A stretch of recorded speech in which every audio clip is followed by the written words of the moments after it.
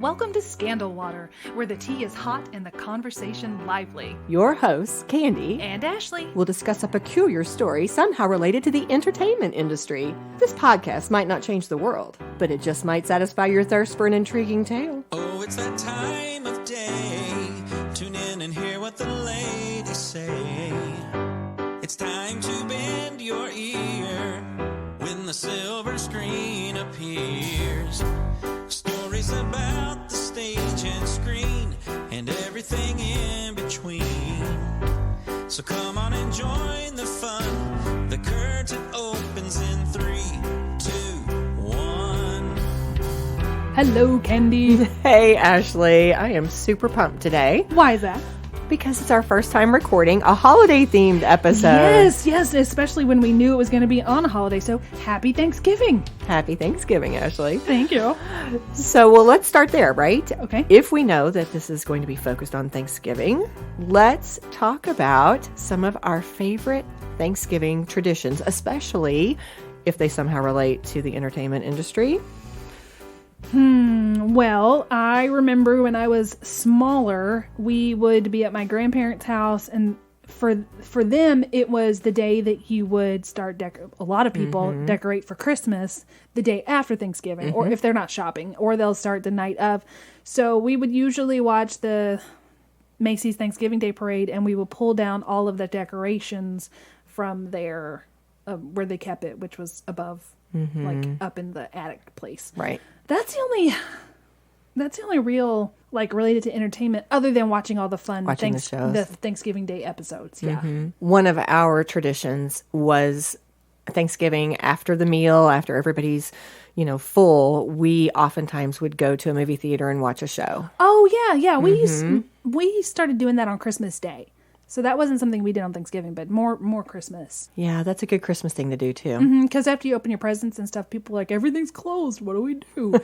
Well, thinking about those traditions, Ashley, and some of those episodes that you said you like to watch, that is exactly what we're talking about today. Yeah. We are going to focus in on one of the most beloved Thanksgiving episodes of all time, which is, what is it? As God is my witness, I thought turkeys could fly. Is it that one? Yes! That's it. Yes. That is it. The WKRP episode, Turkeys Away, is what we are talking about today. And it really is. Like, I know that you and I have talked about it different times in the past, how much we love that episode. Yes. But it actually is popular outside of our circles. Outside of just you and me. Other people like it too. I looked up a couple of different sources. One of them was a 2019 article published by Wired magazine. It was called The 20 Best Thanksgiving TV Episodes Ranked. I did not realize there was 20 TV episodes. Oh, well, no. This is like they had decided, they pulled randomly, like, here are the best 20 Thanksgiving episodes in television. In television. You didn't even think there were 20? I didn't even think there were 20. There are like 9 or 10 just Bob Burgers Thanksgiving episodes alone. Well, I don't watch Bob's Burgers. I'm sorry to all the Bob's Burgers fans, but that's not on my radar. Well, there are a lot more out there than we realize, probably. But in this particular magazine, where they had pulled 20 of the most popular Thanksgiving episodes, WKRP came in at the top. Of course, was number one. Yes, it absolutely should. Yeah. That is classic television. Also, we're not that far from Cincinnati. That's true. So we kind of have a hometown. That's true. Hometown connection. Hometown heart connection, yeah. Well, and this Wired magazine was not the only place. Just to kind of bring home this point, TV Guide even ranked it among the 40th best TV episodes of all time. I'm not sure what number it came in there. Oh, it wasn't even holiday. It was just 40 best episodes. Exactly. Nice. Yeah, this is a very it's a highly great regarded punchline. episode. It's a great punchline. It is. It's so good. All right, so I am sure right now we have some of our younger listeners who are asking, what in the world is WKRP in Cincinnati? It's a radio station. Yes, it is. And keep listening. You are going to enjoy hearing about this Turkeys Away episode, I promise you. And more so than that, you should go ask your parents to watch this with you as one of your like little Thanksgiving traditions. A new tradition. There you go. Something fun, because they will love it that you ask them to watch it with them, and you're going to enjoy it too. So where can you find it? Pretty sure you can find it on Amazon Prime. Definitely, I think you could find it on YouTube, and it's probably other places too. Okay. All right. So before we jump into WKRP, Ashley, with your wonderful memory, do you happen to remember the theme song? Give me the first note. Baby. Baby, do you ever wonder whatever became of me? I'm living on the air in Cincinnati, WKRP. That was great. Okay, well, I'm not sure that we can top that, but I'm sure he's a better singer than me, for sure. This episode that we're about to talk about today was only the 7th episode of the whole series. No way. It was that early? It was. Season 1. They came out with something this good. They came out of the gate strong. Exactly. It ran from 78 to 82, 4 seasons. And I can't believe it was that short, too. There's these shows that are so short that you think, oh, they went on for 20 years. Nope. Just 4 seasons. Why did it end? Couple of reasons. Okay. First of all, a couple of different sources mentioned how expensive it was to play the songs. You had to pay for licensing, royalties, all those things. You had to get permission. So it was kind of a big deal to try to get the music. That's true. And so I think just the expense was a factor when they had to make the decisions. Okay. The other thing was that they had to cancel one of 2 shows. It came down to this decision making that the studio execs had to make. And they decided to cancel WKRP and keep Alice, which was the other show that was up for the acts at that time. So it was a choice between the 2. Yeah. What could have been? Right. What could have been. A total of 90 episodes. This particular episode aired on October 30th, 1978. It wasn't even a Thanksgiving episode. For those of you who are unfamiliar with WKRP, here's a little summary. It was a sitcom about a struggling fictional radio station in Cincinnati, Ohio, that was going to try to turn things around by changing its format from easy listening to rock and roll. Oh, yeah, okay. Johnny Fever. A Johnny Fever. Yeah, that was kind of the great thing about it was it was filled with all these quirky characters. Yes. Johnny Fever was kind of this burnt out, aging ex-hippie who became their DJ. And then you had this salesman named Herb Tarlick who wore nothing but polyester suits, and he was very sleazy. Yes. Yeah. You had the sexy blonde receptionist, Jennifer Marlowe. I liked what they did with her in that they made her so smart. She was smart. She played against type. She was the smartest one there. I think she was like a journalism major in the show or something like that. I don't remember that, but I just remember she got all the attention. Yeah. You know, she's the one who got the fame. Kind of like when you think about Charlie's Angels, Farrah Fawcett would get more attention. I wonder if it's also because she was either dating or married to Burt Reynolds at the time, and he was a huge star. So it could have been boosted by her relationship with him. Right. She had that or celebrity both on and off the screen. Exactly right. He was pretty big. You know who I don't remember from when I watched it, and then I rewatched it? I watched it as a kid. I rewatched it as an adult. I had zero memory of Bailey. Really? Zero memory of her. Oh, like she was very smart too. She's beautiful. She was gorgeous. Jan Smithers, I think, was the actress who played that part. Yeah, but when I watched it as an adult, I thought, who is this woman? That character was based on Hugh Wilson's wife. Oh, yeah, that's a nice tribute. It is I'm a nice sorry tribute. I didn't remember you, Bailey, and to Mrs. Hugh. You just didn't stand out quite as much as Lonnie Anderson. I guess in my little kid brain, right? And then remember her. Travis was Gary Sanders. Yeah. So you had that was kind of the fun. They played off these really unique, crazy, out there characters against these very straightforward, we're here to make things work. We're going to try to turn this place around. And the interactions between the two were very fun. Now, you haven't mentioned my man. Les Nessman. Yes, Les Nessman. Les Nessman was played by Richard Sanders, and he was the newsman who was incredibly... serious about his job. There you go. Yes. There you go. That was a great way to put seriously. it. In one of the sources it mentioned that before he went to film his first episode, he had a bandage on his finger because he had an actual injury. Oh. Because he was quirky himself and he liked to really create a character, he decided that would become part of Les Nessman's identity. It was part of his character. So from then on, anytime that you see him taping any of his episodes, you'll see that he's got a bandage somewhere. I did not remember that. I'm going to have to go back and look. I wonder where it was in the turkey drop episode. I wonder if he ever wore one on his forehead. That would be funny. That would be very funny. I like that. He was such a smart guy. They were such smart, thoughtful actors. You know, like you said, they just created these characters and made them quirky and fun and their own personalities. And I love that. I love good writing and good, well-casted shows. Yeah, me too. And the boss, what's his name, Gordon? Gordon Jump. You are so good. Gordon Jump. And he went on to become the Maytag repairman. I did not remember that until you just said it. Yep. And didn't his mom own the station? Yes. Yes. So he was the big guy, was what they called him for his nickname, but he was Mr. Carlson. Mr. Carlson. Arthur right. Carlson, and his mom owned it. And so she made him the general manager, even though basically he was kind of incompetent. Kind of. Very likable, but really incompetent. So those were the main characters. Oh, and there was Venus Flytrap. Oh, yes. Okay. All right. So those were our characters.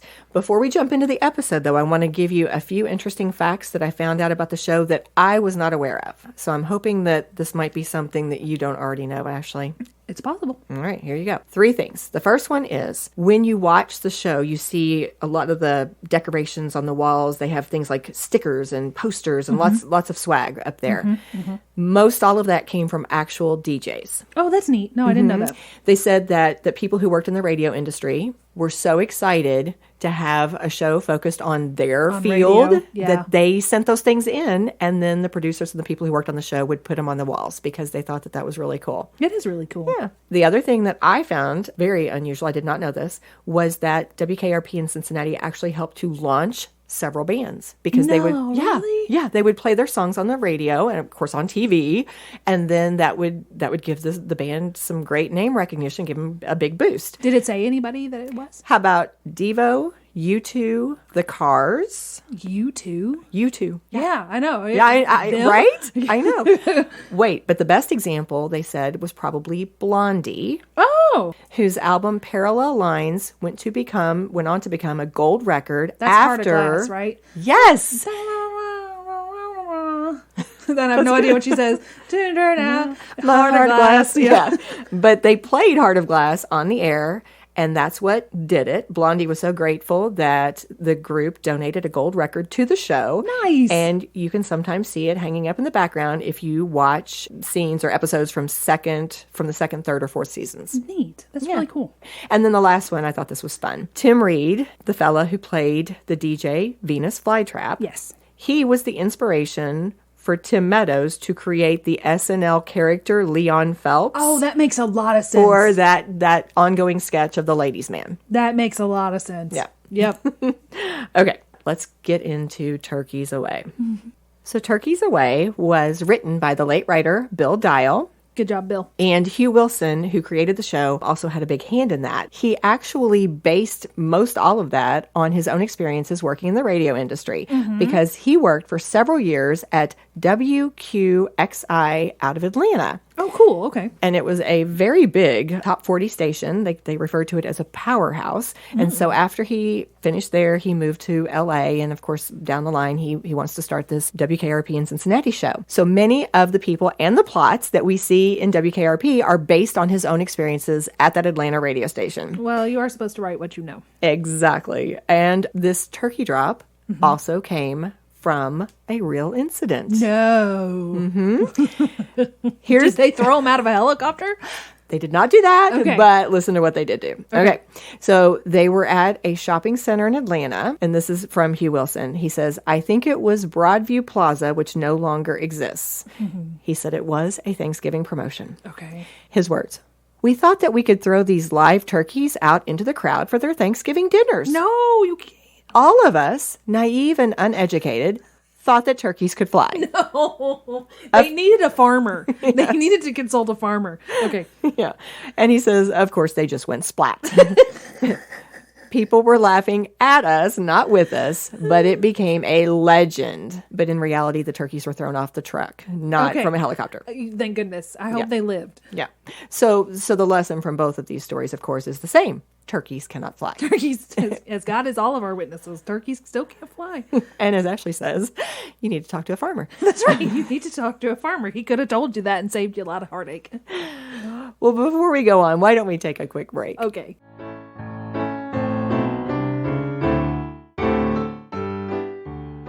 So here's the summary of the episode. Mr. Carlson is that general manager who runs the station that's owned by his wealthy mom, right?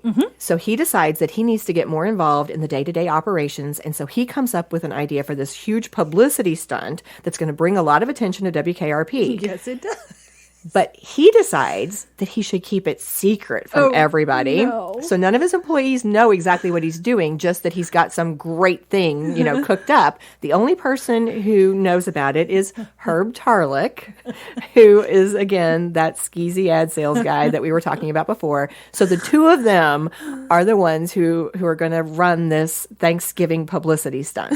Okay? You said cooked up. Okay.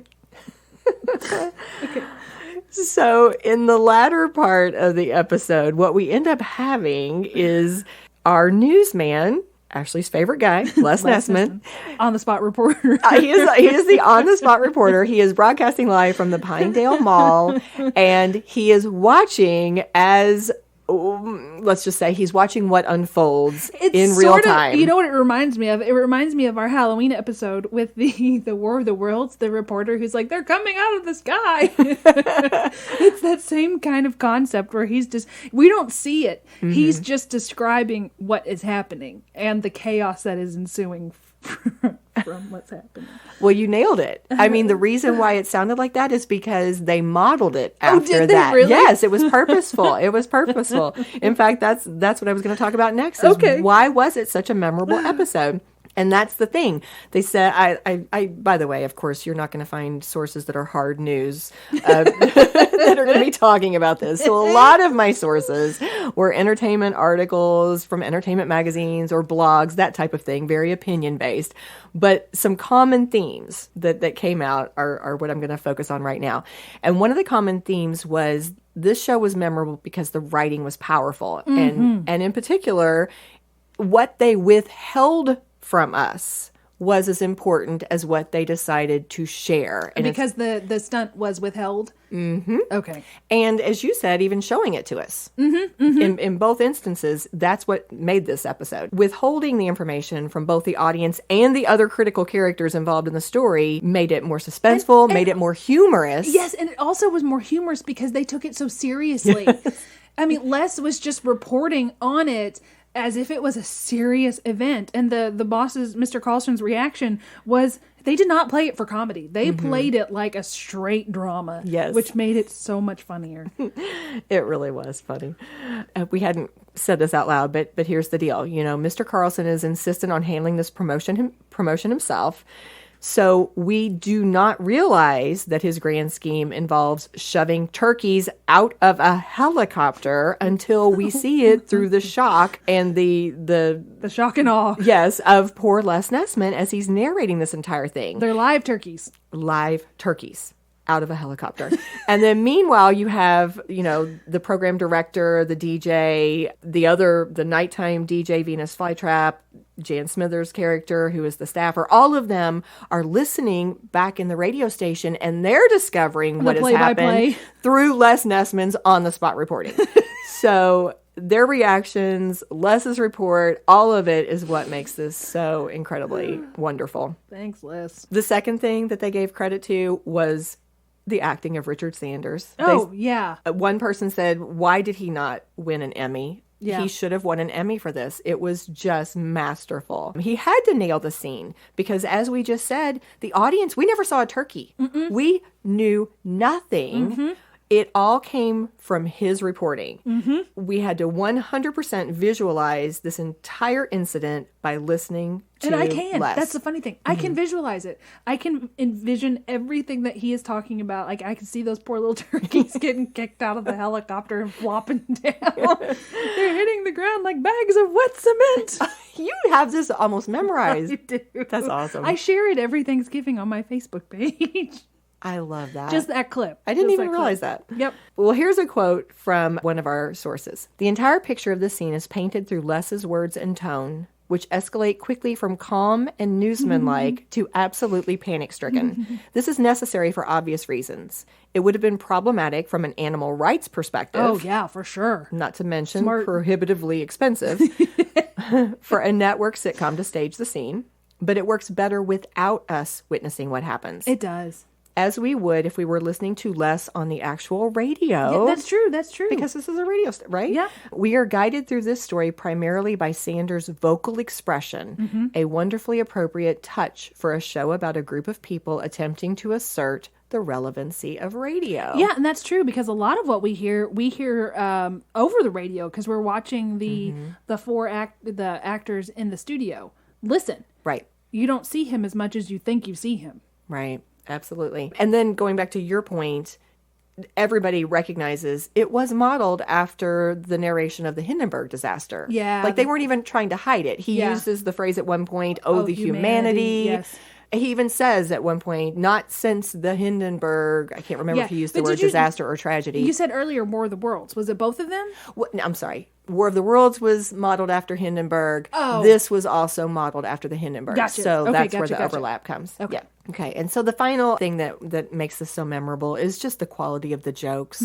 It's just so well written. You've just named them. Like these lines are famous. Yeah. Everybody remembers when Les sees those turkeys dropping from the helicopter and he describes them hitting like sacks of wet cement, which you brought out. Tell us again the most famous line at the very end of the episode that Mr. Carlson says. Well, yes, as God is my witness, I thought turkeys could fly. He thought it was a great idea. He thought, well, I'm going to kick them out. They're going to fly down to the ground and it's going to put us in the history books. Well, it did. It did, but not while you thought it was going to. So. And he's covered, but the other thing is he's covered in like feathers and I think turkey poop and all that stuff. He comes walking in and he is just decimated. I think Les does too. I can't remember. I think he walks in with Herb. Yeah. But when Les comes in, is he covered in stuff too? I can't remember that. I can't remember that. Somebody's covered in feathers though, I think. Or has feathers sticking at different places. I love that. And in one of the sources, Gordon Jump talked about how powerfully written it was. And he said it was almost like a 20-minute setup for him to come in at the end and deliver that zinger that just nailed the whole episode. I love stuff like that. It's not like it's not like I could show somebody that clip. I mean, it's funny, but it's not the buildup is what's funny. It's like almost like that film that Brian and I watched the other night, Coco. The Pixar film Coco. Yeah. It is a gorgeous film, but the payoff at the end, you have to watch that whole 90 minutes to get the payoff. I'm not going to say what it is for people who haven't seen it, but I do recommend that film.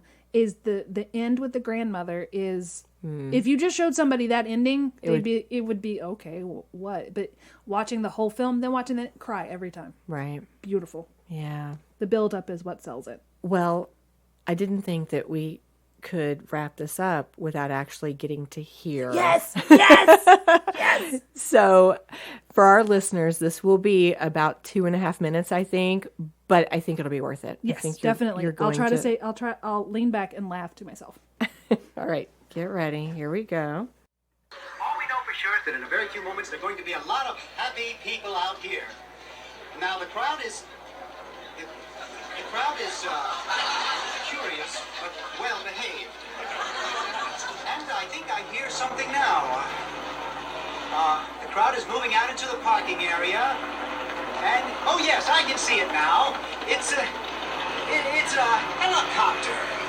And it's coming this way. A helicopter. It's flying something behind it. I can't quite make it out. It's a large banner, and it says, Happy Thanksgiving. From WKRP.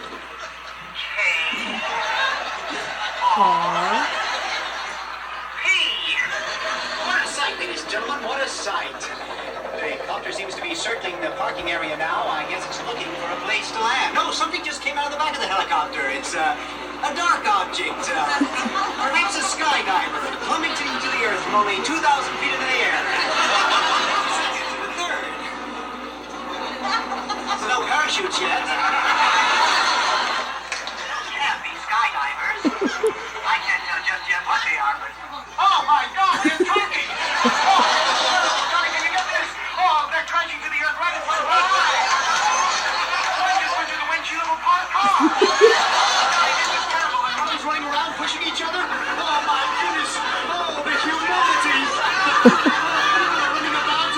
The turkeys are hitting the ground like sacks of wet cement.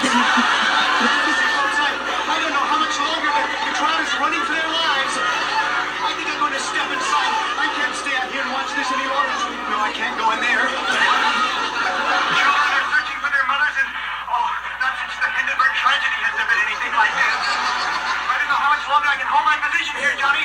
The clock... Les, are you there? Les isn't there. Thanks for that on-the-spot report, Les. You just tuned in. The Pinedale Shopping Mall has just been bombed with live tickets. Film at 11.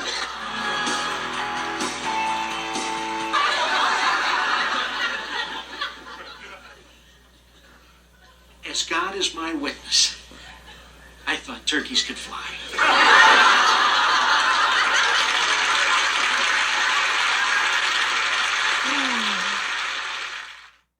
Oh, my face hurts. I'm smiling and trying not to laugh out loud. And watching Gordon Jump deliver that I know. line. Was he covered in feathers? You He could was. See. Okay. Yes, he definitely was. Yes, yes. The pause. I mean, the comedic timing of his Yes. delivery Yes. was just beautiful. As God is my witness, pause. I thought turkeys could fly. Oh, and they did that. The "as God is my witness" part was because his grandma always said that. Like Oh, that really? was like her phrasing. She would always say, "As God is my witness," and they decided to put that. The in writer or Gordon's?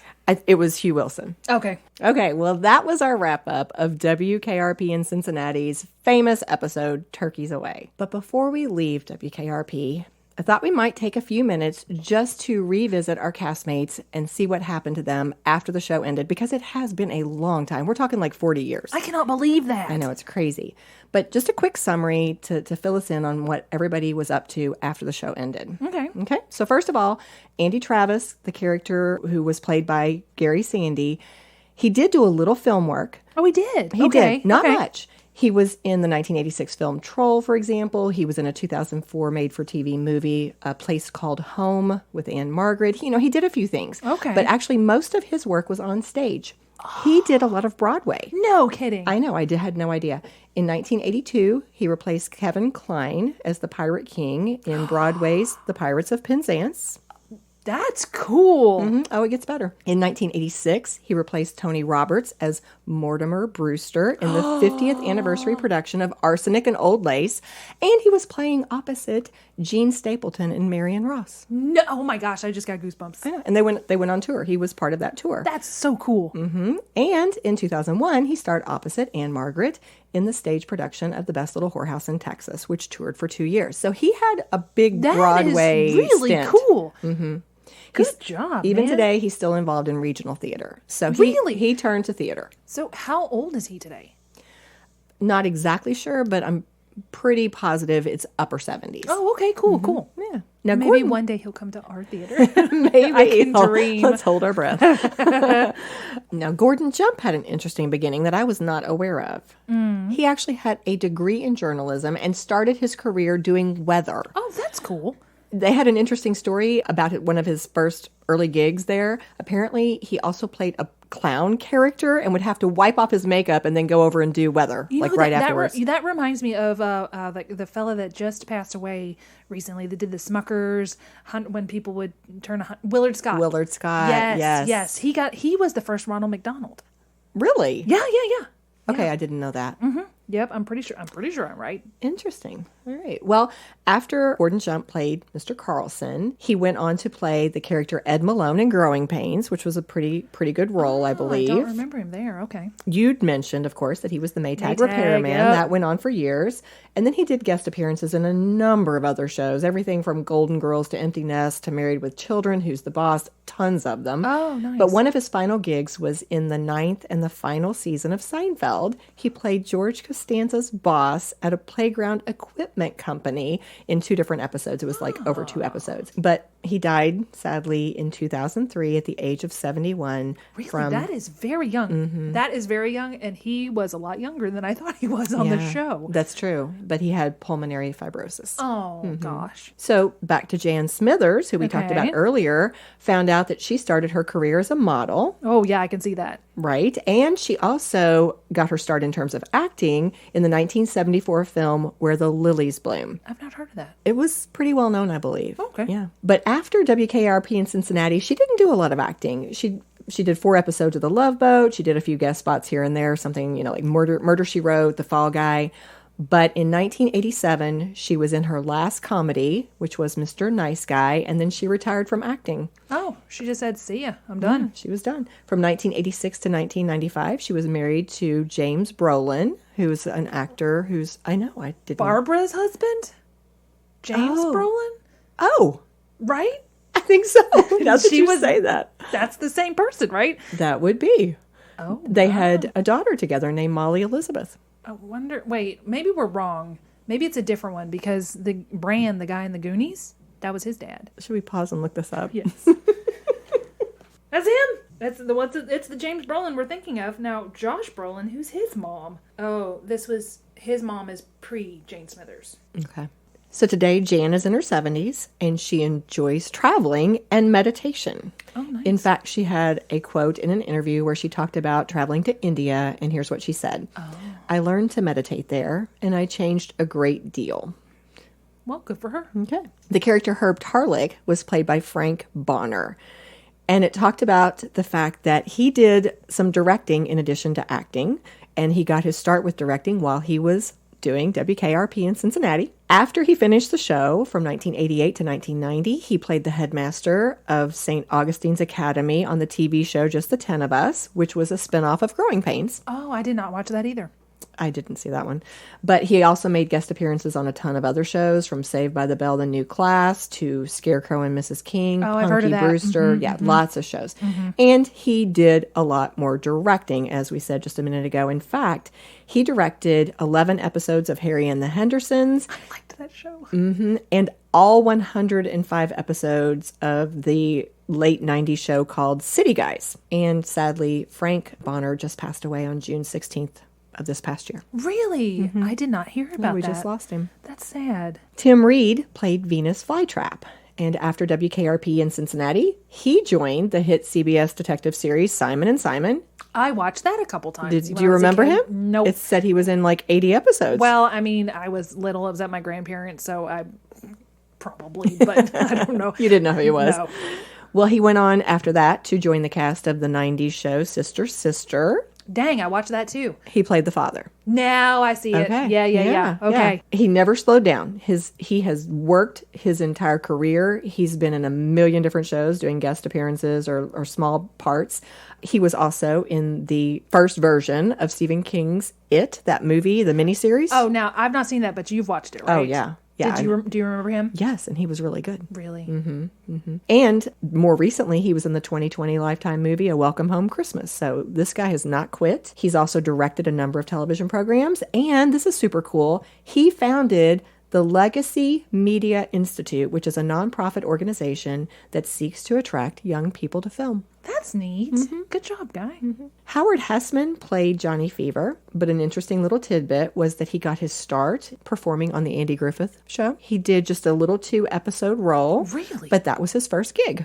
Wonder who he played. I have no idea, but I thought that was interesting. I wanted to include it. Yeah. After WKRP, he went on to star as Charlie Moore on the ABC series Head of the Class. That was 1986 to 1990. And then he was in a lot of other movies and TV shows, from Flight of the Navigator to That 70s Show, and 3 appearances on SNL. The last acting credit that you see on Wikipedia was from 2018. And then, like a lot of his other castmates, Howard Hessmann also did some directing. Oh, that is so cool. Les Nessman was My played. man. Okay, I gotta say this. I was just thinking this while you're going through the cast. I was thinking of him because he's my favorite. And I thought, he looks like what Piglet would look like if Piglet was a person. That's hysterical. That's what he looks like. I never would have come up with that. I but- just did. So I had to tell you. So the actor Richard Sanders, who played Les Nessman, was in the WKRP revival, which I haven't mentioned some of these other castmates were as well. But he also guest starred in a number of TV shows and miniseries over the years. Some of those were Murder, She Wrote, Designing Women, Newhart, and Roots, The Next Generation. His last acting appearance was in the 2006 comedy Expiration Date, but he's also a screenwriter, so he has a lot of screenwriting credits to his name.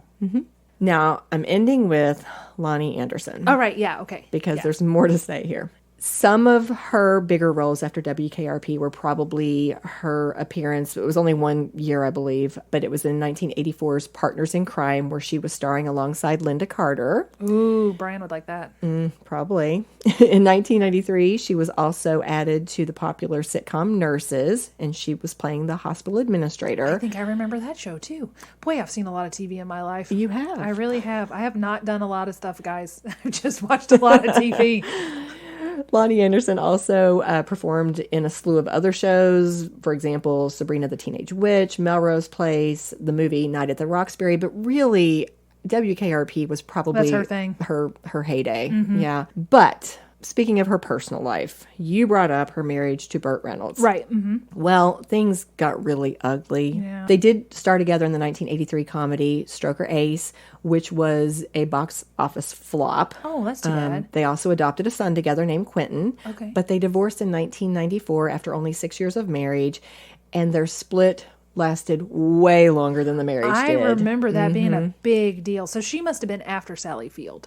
Oh, yeah. Okay. Yeah. It got so ugly, and it got a lot of press. In fact, an LA Times article said that it took 22 years before they finally settled all of their financial disputes and basically could actually put this behind them. Man, that sounds like an episode. Oh. Not to be like salacious, but I'd be interested, like, why did it take so long? Well, they fought over everything. Oh. It talked about fighting over money. They both made allegations of cheating on each other. She accused him of sometimes getting violent, being involved with drugs. He accused her of being a bad mother. It went on and on. Oh, dang. Yeah, very ugly. Don't want to end on a negative note. Okay. But WKRP was a high spot for a lot of those actors. Yeah. And Well, this- I don't know. I think Travis did pretty good, but it was just on stage. True. Yeah. I don't know about just on stage. Well, yeah, that's... of course not. All right. Well, that leads us into our Armchair Psychologist segment. Armchair Psychologist. So here's what I was wondering, Ashley.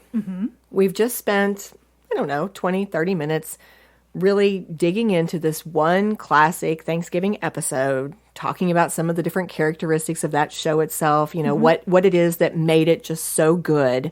But there are lots of things out there that are really wonderfully written and performed. So my question is, why? Why do we gravitate to certain special holiday episodes and watch them year after year after year, even though we know exactly what's going to happen? We can even recite parts of the dialogue. Like, why do we do that? Well, I think there's a couple different things. There's one part is there's some people claim that there is no such thing as spoilers per se, that even if you know what's going to happen, you still watch it for the emotional release and the payoff. We all know what's going to happen in The Princess Bride. We all know what's going to happen in this episode, but we still watch it because we enjoy it and we enjoy the build-up and all that. Another thing is, I think that the writing... it was just good quality television. But a third thing that probably helped it a lot, because there's a lot of good quality television that people don't see nowadays, the lack of choices. Yeah, true. So it's the same reason why we all watch Rudolph the Red-Nosed Reindeer, why we all watch It's a Wonderful Life, why we all have these traditions. It's because the people who first saw it, that was all they had. So there wasn't a lot of choices. And then they showed it to their children, and their children showed it to their children because it was now associated with warm, fuzzy memories from their home. I think it's something like Disney World taps into this. They market Disney World to the future generations because they want you to go there as a kid, experience it, and then you want to share that with your kids. So it just perpetuates itself. I think that has a lot to do with it, with this kind of early stuff. Is we saw it, we want to share it with other people because that's what we saw. Now, I don't know how much that'll happen now, with new families coming in. Will there be that stuff? Because once a kid goes, I don't want to watch Rudolph the Red-Nosed Reindeer anymore, that's going to end for that family. Yeah. That's interesting because Kirk and I have had that conversation many times. The fact that back in the old days, you couldn't just, watch something on demand or call something up anytime you wanted it. You had to try to catch that particular episode when it was put on TV. And if you missed it, you missed it. Yeah, The Wonderful Life became a big hit because it accidentally went into the public domain. they forgot to renew it or something. I don't remember the whole details on that. Maybe you'll want to do an episode one day. But for some reason, it came into the public domain, and the networks jumped on it because it would be free to show. So they showed it every year because it was a flop when it first came out. I remember but because that. they showed it every year, then it became something that on those 3 channels that you had, the family could watch, and it became a humongous hit. Right. After that. Right. So back to what you said a minute ago, the lack of choices, my social studies friends will be proud of me. Supply and demand. The fact that you can't get it and you had to wait and you wanted it, I think that made you want it more. Yep. And it became more special. And then, you would associate these emotional things with it. Sit down with the family. It would be this memorable time of the year, or there'd be popcorn. Yeah, it's why any place, Starbucks only has pumpkin spice, or McDonald's, the McRib is back. If they did it all year, you would not have the same kind of expectation. Oh, it's here. We can do it. Right. That kind of thing. Drive the anticipation. Exactly. Yep. And as you said, I don't know that the younger generation is quite as excited about anything. I asked my kids, I was like, what do you think of as special Thanksgiving episodes? And my son was kind of like, oh, I don't really have any that come to mind. Right. And my daughter did mention Bob's Burgers. But at the same time, I didn't ask them this, but I guarantee both of them would say whenever we put up our tree, which is usually, I guess, the Friday night after Thanksgiving, Elf. We always want to watch Elf. Yeah. Or sometimes we would sometimes alternate and watch Rudolph. But there's very special. So that's what they'll want to share with their kids is that's a tradition that you guys started. Right. So that'll be like, oh, well, we always did this with mom and dad, so we're going to do that with you guys. Yeah. I think that's how that perpetuates. Well, as we close today. Yeah. I That was thought- fun. Thank you. I thought this would be a really appropriate time.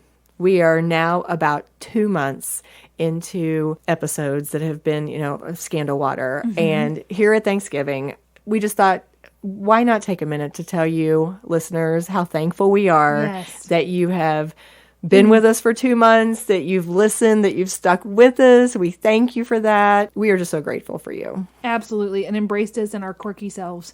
Or maybe just my quirky self. Oh, no. I'm right there with you. How about we, let's do a couple different cheers. Let's cheers to Mr. Les Hessmann and to our listeners for sticking with us. Absolutely. Cheers. Cheers. This episode of Scandal Water was executive produced by Candy Thomas, that's me, and Ashley Raymer Brown. That's me. It was researched and written by Candy Thomas and edited by Ashley Raymer Brown. All music was written, composed, performed, and mixed by Josh Martin. The artwork was designed by Matt C. Adams, while our website was developed by Joshua Reith. If you like what you hear and you want to help keep the Scandal Water brewing, please go to our website, scandalwaterpodcast.com. Just click on your podcatcher of choice, then hit follow to subscribe. And while you're there, you might as well leave us a 5-star rating and review. And don't forget, it's always more fun when you share your tea with others. As a reminder, this podcast is purely for entertainment purposes. The thoughts and opinions of the host during each episode of Scandal Water are their own and do not reflect the opinions of any future guests, advertisers, Or clearly professional psychologists. Thanks for listening.